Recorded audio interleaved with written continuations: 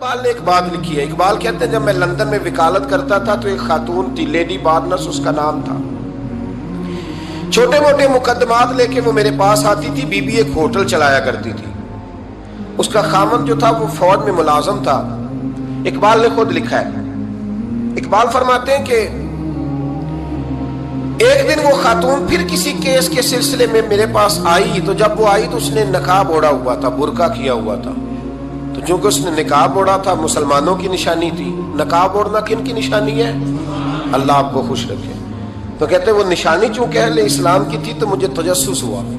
میں نے کہا لیڈی خیریت ہے میم صاحبہ, یہ برقع پہنا ہوا ہے؟ تو کہنے لگی ہنس کے, اقبال مجھے پکا یقین تھا کہ آپ ضرور پوچھیں گے. تو میں نے کہا اچھا تو یہ برقع؟ تو کہنے لگی الحمدللہ میں مسلمان ہو گئی. تو میں نے فوراً کہا کہ آپ کا شوہر تو فوج میں ملازم ہے, فوجی کے لیے بدلنا اور پھر ملکی قانون اور یہ چیزیں. تو کہنے لگی اس نے مجھے کیا کہنا تھا, وہ خود کلمہ پڑھ گیا. تو کہتی ہیں میں اور متجسس ہوا. وہ کیس کی بات کرتی تو میرا تجسس بڑھ گیا. میں نے کہا تو کیس چھوڑ کے بتا کلمہ کیسے پڑھا؟ تو کہنے لگی اقبال اصل بات یہ ہے کہ میں نا بے اولاد تھی, خاوند بھی بڑے اچھے پیسے کماتا, میں خود بھی ہوٹل چلاتی, پر ڈپریشن اور ٹینشن اور بلا وجہ کی پریشانیاں جان نہیں چھوڑ. یہ ٹینشن اور ڈپریشن کا نا مجھے عربی ترجمہ کوئی نہیں ملا. یہ ڈپریشن اور ٹینشن کا نا میں نے تلاش کیا ہے, لیکن مجھے عربی لغت کے اندر ان کے معنی مجھے لگتا ہے کہ اس زمانے میں یہ چیزیں تھی ہی نہیں. ہوتی تو ان کا کوئی نام بھی, یہ آج ہے نا تو اس لیے آج کے زمانے میں ہی نام ہے مفت کا, مفت کی پریشانی. تو کہتی ہے مجھے ٹینشن اور ڈپریشن رہتی تھی ہر وقت, بڑی میں پریشان رہتی تھی. میرے ساتھ ایک عجیب واقعہ ہوا کہ میرے ہوٹل میں نا ایک بابا جی برتن مانجتے تھے, بوڑھے آدمی تھے, 70 سال کے قریب عمر تھی. ان کا ایک بیٹا تھا, ایک بہو تھی, ایک پوتا تھا, لیکن وہ بیچارے بیٹا بیمار رہتا تھا تو لہٰذا وہ خود مزدوری کرتے. کہتے ہیں ایک دن وہ بابا جی میرے پاس آئے, کہنے لگے میم صاحبہ 2-4 دن کی چھٹی چاہیے. تو میں نے کہا خیریت ہے؟ کہنے لگے میڈم میرا بیٹا فوت ہو گیا. بیٹا, آپ کو پتہ ہے باپ کا جنازہ پڑھنا آسان ہے, بیٹے کا جنازہ اٹھانا بڑا مشکل کام. کہتی ہے میں کچھ لکھ رہی تھی, میرے ہاتھ سے قلم گر گیا. میں نے خود گاڑی بھیجی, بابا جی گاؤں چلے گئے جہاں وہ رہتے تھے. کہتی 2-3 دن کے بعد میں اور میرا شوہر گئے تو رستے میں ہم باتیں کر رہے تھے کہ کیا تعزیت کریں گے. ایک ہی بیٹا تھا, کوئی رشتہ دار بھی نہیں, تو اس کی تو کائنات اجڑ گئی, کن لفظوں سے اسے تعزیت کیا کہیں گے. کہتے جب ہم گئے تو وہ ٹوٹی ہوئی چٹائی پہ بیٹھا تھا, کچھ لوگ قریب تھے. ہم نے جا کے کہا بابا آپ مسلمان ہیں, ہم آپ کو کیا نصیحت کریں, ایک ہی بیٹا تھا, کہ کس طرح کر کے ہم آپ کو تسلی دیں. تو کہتے اس نے آنکھیں کھولی, بوڑھی آنکھوں میں ایمان کی روشنی. کہنے لگا بی بی کیا تعزیت کی بات کرتی ہو, میں نے کوئی پیسے جمع کرا کے بیٹا لیا تھا, خدا نے فضل سے دیا تھا, عدل سے لے گیا ہے. میں اپنے رب کے فیصلوں میں بڑا راضی ہوں, اللہ بڑا کریم ہے, وہ لے گیا, اس کا مال تھا. آپ یقین کریں ہمارے دیہاتی لوگ یہ کہا کرتے تھے, میں نے کانوں سے سنا ہے. ایک بوڑھے آدمی کا ایک دفعہ بیٹا فوت ہو گیا تو کسی نے اس سے کہا بابا چھوٹی عمر میں بچہ چلا گیا, تو مجھے لفظ نہیں بھولتے. کہنے لگے پتر اللہ دی فصل ہے, کچی بڈے تامی ہو دی.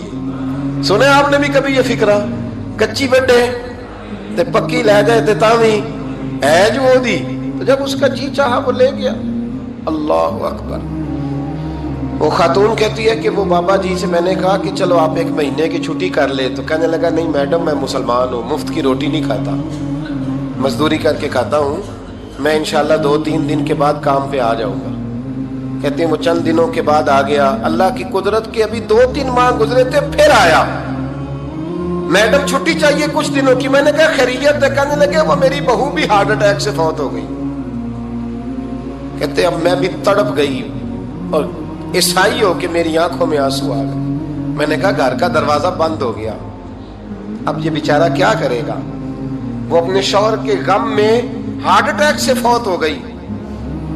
کہتے ہم پھر 2-3 دن کے بعد تعزیت کے لیے گئے, پھر ٹوٹی ہوئی چٹائی, بوڑھا نہ اپنی انگلیوں سے زمین پر کچھ بنا رہا ہے. کہتی ہے قریب گئی اور میں نے جا کے کہا بابا اب تو تسلی آپ نے خود ہی کرنی ہے, جو نظام تھا وہ تو ہو گیا. تو کہتے ہیں پھر اس نے آنکھیں کھولی, آسمان کی طرف دیکھا تو کہنے لگا بیٹی کوئی پریشانی نہیں, میرا بیٹا بغیر شادی کے بھی تو فوت ہو ہی سکتا تھا نا, بس میرے مالک نے جب چاہا جیسے چاہ ہوا. میں انشاءاللہ 2-4 دن کے بعد کام پہ آؤں گا. یہ میرا 3-4-5 سال کا پوتا ہے, ابھی اسکول داخل ہوا ہے, میں ساتھ لے آؤں گا, وہاں میرے ساتھ اوپر کوارٹر میں جہاں میں رہتا ہوں یہ بھی رہے گا.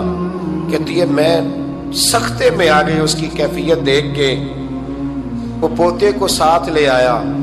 کبھی کبھی میں دیکھتی چھت پہ کھڑے ہو کے کہ دادا گھوڑا بنا ہوا ہے اور پوتا سواری کر رہا ہے. وہ سویرے اٹھتا, اس کو سکول چھوڑ کے آتا, شام کو لے کے آتا, پیار کرتا, محبت کرتا. تیسری منزل پر ہم نے ایک کوارٹر دیا ہوا تھا, وہاں دادا پوتا رہتے. اللہ تو بڑا بے نیاز ہے. کہتی ہے اقبال ایک دن نا پوتا اوپر والی منزل پہ کھیل رہا تھا, اس کا پیر پھسلا, وہ گردن کے بل زمین پہ گرا. مجھے خبر ہوئی تو میں دوڑی, ایمبولینس منگائی. خون سے لتھڑے ہوئے اس بچے کو دادے نے اپنی گود میں رکھا. اور جب ہم ہسپتال کی طرف گئے تو ہاسپٹل بعد میں آیا, جناب اسرائیل پہلے آ گئے اور کہتے ہیں وہ گود میں دم توڑ گیا. پھر دادے نے اسے اپنے ہاتھوں سے غسل دیا, پھر اس نے اپنے بوڑھے ہاتھوں سے قبر کھودی اور پھر مٹی ڈال کے کہنے لگا انا للہ و انا الیہ راجعون. جے سونا ہی میرے دکھ وچ راضی, جے سونا ہی میرے دکھ وچ راضی. پھر سکھ نو چلے ڈاواں. کہتے ہیں وہ مٹی ڈالی اس نے, اور جب وہ واپس پلٹا تو میں بازو سے تھام کے ہوٹل قریب لائی, اور میں نے اس کے قریب کہا کہ بابا تو ٹوٹ گیا ہے, تو بکھر گیا ہے. مجھے محسوس ہوتا ہے کہ اب نہ تیری راتیں اور تیری صبحیں اور تیری شامیں غموں میں گزریں گی. تو کہتے ہیں یوں اس نے ہاتھ رکھے اور یوں آنسو چھٹک دیے. کہنے لگا میڈم کیوں میرے اندر کوئی عقیدہ نہیں, میں کوئی لوارث ہوں, میرا کوئی رب نہیں, میں کیوں پریشان رہوں گا, میں تو پکا ہوا پھل ہوں. تھوڑے دن گزرے کہ قبر میں جاؤں گا, اور جب جنت میں جاؤں گا تو اللہ میری بیٹے سے بھی ملاقات کرائے گا, میرے پوتے سے بھی ملاقات کرائے گا, میرا رب ساری ملاقاتیں کرا دے گا. میں اپنے اللہ کی رضا میں بڑا راضی ہوں. وہ خاتون کہتی ہے میرا اور میرے شوہر کا کلیجہ پھٹنے لگا. میں نے کہا بابا یہ جذبہ کہاں سے ملتا ہے, یہ سکون کہاں سے آتا ہے, یہ کیفیت کیسے ملتی ہے. مجھے کہنے لگا تو نے لینی ہے. میں نے کہا, تو کہنے لگا تو بھی گنبد خضرا والے نبی کا کلمہ پڑھ جا, تو بھی رسول اللہ کا کلمہ پڑھ جا.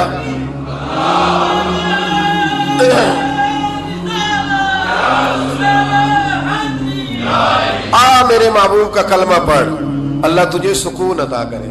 حضرت انس بن مالک رضی اللہ تعالیٰ عنہ یہ بڑے خوش نصیب خوش بخت انسان ہیں. کہتے میری اماں خود مجھے حضور کی بارگاہ میں چھوڑ گئی تھی کہ یا رسول اللہ یہ آپ کی خدمت کرے گا. کہتے میں نے 10 سال حضور کی نوکری کی ہے, نبی پاک نے کبھی اوف بھی نہیں کہا. بلکہ بخاری مسلم میں ایک انوکھی بات موجود ہے. فرماتے ہیں مجھے ایک دن حضور نے فرمایا جا یہ کام کر کے آ. کہتے میرے دل میں یہی تھا کہ فوراً جاؤں گا. اسی طرح لفظ موجود ہے, میرے دل میں تھا جاؤں گا کر کے آؤں گا. حضور نے فرمایا کر کے آ. دل میں پکا ارادہ تھا جاؤں گا, لیکن اپنی زبان سے میں نے کہا حضور میں نے کوئی نہیں جانا. یہ کیوں بات کی؟ یہ ذرا لاڈ کے ساتھ کی, یہ ذرا ناز کے ساتھ کی, یہ ذرا نا محبت کے ساتھ کی. یہ ذرا حضور جو پیار کرتے تھے نا اس پیار کو سامنے, حضور میں نے نہیں جانا. تو کہتے ہیں حضور تھپکی دے گے, یہ غلام سے بات ہو رہی. حضور فرمانے لگے چل نہ تجھے کہا ہے نہ جا کر کے آ.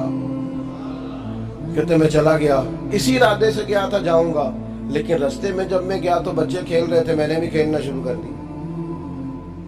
کھیل رہا ہوں دیر ہو گئی. حضور نے بھیجا تھا کسی کام. اب جب زیادہ دیر ہوئی تو کریم گھر سے نکلے, اور جب حضور نے مجھے دور سے دیکھا اور مجھے کریم کے آنے کا پتہ چلا تو اب میں ڈرا. اب میرا انداز بڑا جدا گانا ہو گیا کیونکہ حضور نے بھیجا تھا.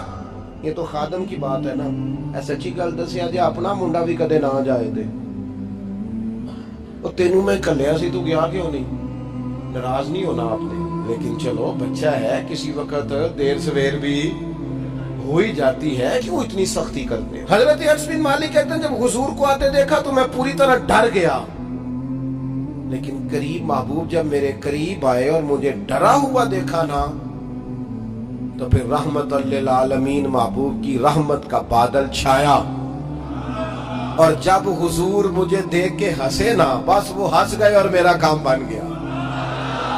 بس کریم تھوڑی دیر ہوئی, ایک آیا کالیاں زلفاں والا, ایویں دو کڑیاں میرے من وچ رکیا تے کر گیا نور اجالا. بات بن گئی, بات طبیعت ٹھنڈی ہو گئی. تو حضور فرمانے لگے میں نے کہا تھا جاؤ, گئے نہیں. اب جب حضور مسکرا گئے تو بات ہی ختم ہو گئی. یا رسول اللہ صلی اللہ علیہ وسلم جانے لگا ہوں. تو حضور نے پھر شروع سے بات شروع کر دی, حضور جانے لگا ہوں. فرمایا جا دوڑ کے آ, پھر جو کہا تھا وہ کر کے آ. لیکن وہ بیچ میں جو دیر ہوئی تھی, وہ جو لیٹ ہوئی تھی, اور جو میں کہہ کے آیا تھا میں نے نہیں جانا, حضور نے اس بات پر مجھ سے کوئی سختی نہیں کی. ایک حدیث نہ پڑھ دو مسلم شریف سے, بخاری سے ایک حدیث نہ پڑھ دو تاکہ یہ بات مضبوط ہو جائے. حضرت ابو طلحہ رضی اللہ تعالی, بیٹا شدید بیمار ہے, مزدور آدمی تھے, کئی دنوں سے گھر تھے. بیوی کہنے لگی اگر آپ گھر میں بیٹھے رہیں گے تو کھائیں گے کہاں سے, جاؤ آپ مزدوری کرو, میں بیٹے کو دیکھتی ہوں. ابو طلحہ مزدوری کرنے چلے گئے. شام کو آئے تو بیٹا فوت ہو چکا تھا. عورتیں بے حوصلہ ہوتی ہے نا اکثر, پر بیوی نے سفید کپڑا ڈال کے کمرے میں رکھ دیا. بیٹا, ماں اور بیٹا, ناپ تک ہے رشتہ, بیٹے میں سفید چادر ڈال کے کمرے میں رکھ دیا. حضرت ابو طلحہ انصاری آئے, بیٹے کا کیا حال ہے؟ کہنے لگی اللہ کی رحمت میں ہے. اللہ کی, کیسا جملہ ہے, اللہ کی رحمت میں ہے. خامد نے کھانا کھایا, بیوی سے ملنے کو دل کیا تو ملاقات ہوئی. فارغ ہو کے بیٹھے تو خاتون اٹھ کے نہ خامد کے قریب گئی, اس کا ہاتھ تھاما, کہنے لگی نبی کریم علیہ السلام کے صحابی ہو, ایک مسئلہ دریافت کرنا تھا, بتاؤ گے؟ کب پوچھو. کہنے لگی اگر کوئی آپ کے پاس امانت رکھوائے اور پھر اپنی امانت واپس مانگے تو کیا کرو گے؟ حضرت ابو طلحہ کہنے لگے پوچھنے والی کیا بات ہے, جس کی امانت ہے واپس کر دیں گے. اب زوجہ روئی, اب صبر والی بی بی روئی, اب ماں روئی, آنسو ٹپکے, آنچل سے پوچھ کے کہنے لگی ابو طلحہ وہ بیٹا بھی اللہ کی امانت تھا اور رب اپنی امانت لے گیا ہے, اٹھو غسل کفن کا بندوبست کرو. حضرت ابو طلحہ اٹھے, ہامتے کامتے ہاتھوں سے غسل کفن دیا, مسجد نبوی میں پہنچے, محبوب کی بارگاہ میں عرض کیا تو رسول کریم فرمانے لگے تیرے اور تیری بیوی کے عمل سے اللہ بھی بڑا راضی ہے, اللہ کے رسول بھی بڑے راضی ہیں, اور اللہ تجھے برکت عطا کرے گا. صحابہ کہتے ہیں پھر اللہ نے انہیں 9 بیٹے عطا فرمائے. پھر اللہ نے انہیں, اللہ کی رضا پہ راضی رہنا سیکھو, اللہ کے قریب چلے جاؤ گے, اللہ کی رضا پہ. حضرت سفیان ثوری دعا مانگ رہے تھے, یا اللہ راضی ہو جا, یا اللہ راضی ہو جا, یا اللہ راضی ہو جا, دعا مانگ رہے تھے. بی بی رابعہ بصری پردے کے پیچھے بیٹھی تھی, جب دعا لمبی ہو گئی تو کہنے لگی سفیان بس کر, کوئی اگلا لفظ بھی بول, بس کر. آپ فرمانے لگے تجھے کیا ہوا؟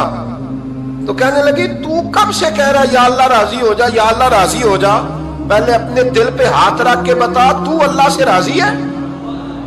تو راضی ہے اللہ سے؟ تو روز نہیں کہتا پیسے نہیں ہے میرے پاس مجھے دے, تو روز نہیں کہتا یا اللہ فلانی چیز کوئی نہیں دے, اے اللہ فلاں کو دے دیا مجھے کیوں نہیں دیتا معاذ اللہ, تو روز شکوے نہیں کرتا. فرمایا پہلے تو راضی ہو جا.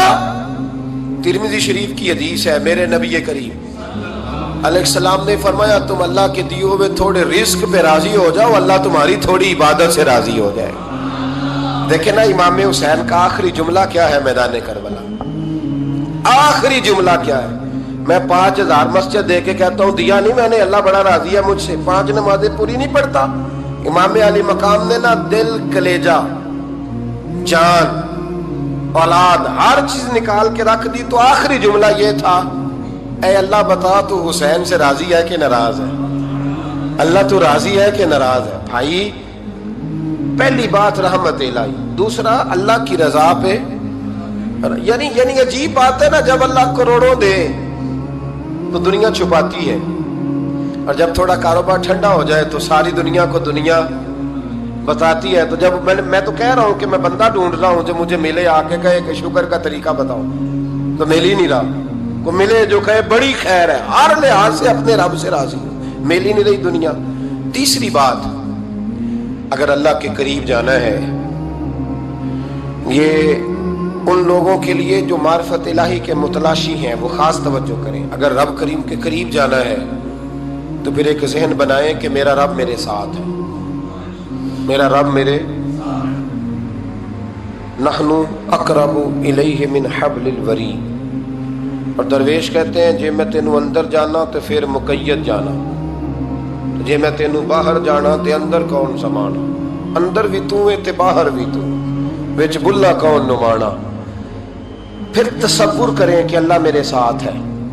حضرت جنید بغدادی رحمۃ اللہ علیہ کہتے ہیں میں نے اپنے مرشد سے کہا کوئی وظیفہ جو پڑھا کروں, تو فرمانے لگے جنید پڑھا کر کہ اللہ میرے ساتھ ہے اور اللہ مجھے دیکھ رہا ہے.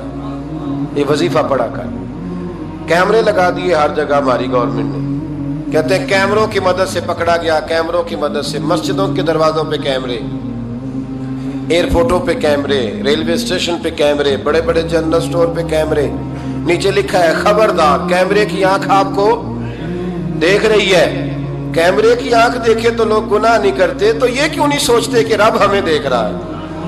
یہ تصور کیوں نہیں جمتا کہ رب ہمیں. اور اللہ فرماتے ولی من خاف مقام ربہ جنتان, جو اللہ کے سامنے کھڑے ہونے سے ڈر جائے گا نا, اللہ اسے 2 جنتیں عطا فرمائے گا. اللہ اسے ایک دفعہ اگر کوئی ڈر گیا اللہ کے سامنے کھڑے ہونے, کتنی دفعہ بولے تو صحیح. اس پر ہمارے مفسرین نے لکھا ہے کہ کبھی زندگی میں ایسا ہو کہ گناہ پر ہمارا پورا قبضہ ہو گیا ہو, گناہ پورا قابو میں آ گیا, آپ کوئی روکنے والا نہیں, تو فرمایا جو اس وقت اللہ کے خوف سے ڈر جائے گا اللہ اسے 2 جنتیں عطا فرمائے گا.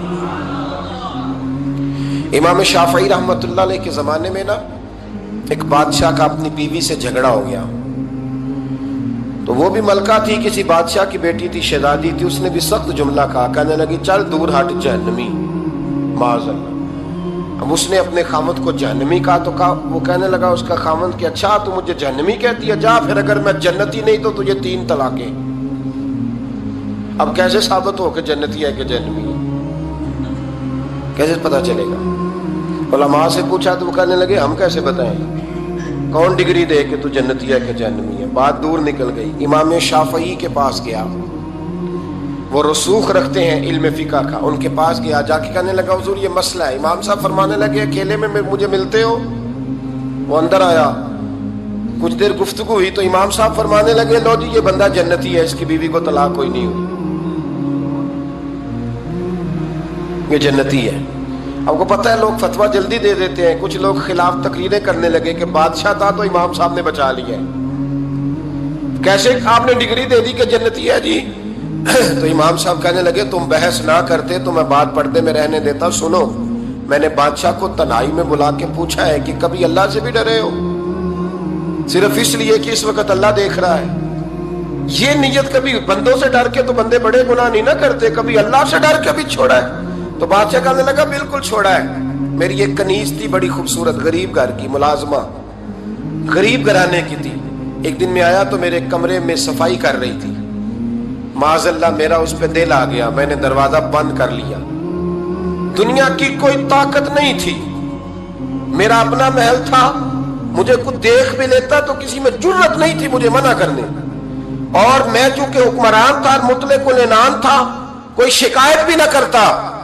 لیکن جب میں نے اس کی طرف ہاتھ بڑھایا تو اس نے ایک ہی لفظ کہا, کہنے لگی تو اللہ سے نہیں ڈرتا, تو اللہ سے نہیں ڈرتا. کہنے لگا کوئی نہیں تھا امام صاحب مجھے منع کرنے والا, کوئی نہیں تھا. لیکن جب اس نے کہا تو اللہ سے نہیں ڈرتا تو میں کانپنے لگا. میں نے اس سے معافی مانگی, غریب ملازمہ سے میں نے بادشاہ ہو کے معافی مانگی. میں نے معافی مانگی, پھر میں نے دروازہ کھولا, وہ چلی گئی. امام صاحب کہنے لگے اٹھ میرے سینے سے لگ. کہا حضور کیا ہوا؟ فرمایا جو تنہائی میں اکیلے میں ایک دفعہ بھی رب سے ڈر جائے اللہ اسے 2 جنتیں عطا فرمائے گا. تو جنتی ہے اس لیے کہ تو یار کبھی تو ایسا ہو کبھی تو ایسا ہو بھولا گاہک ہمارے قبضے میں آ گیا ہو، ہم اپنا پورا اس پر تسلط رکھتے ہو پر ہم اللہ سے ڈر جائیں۔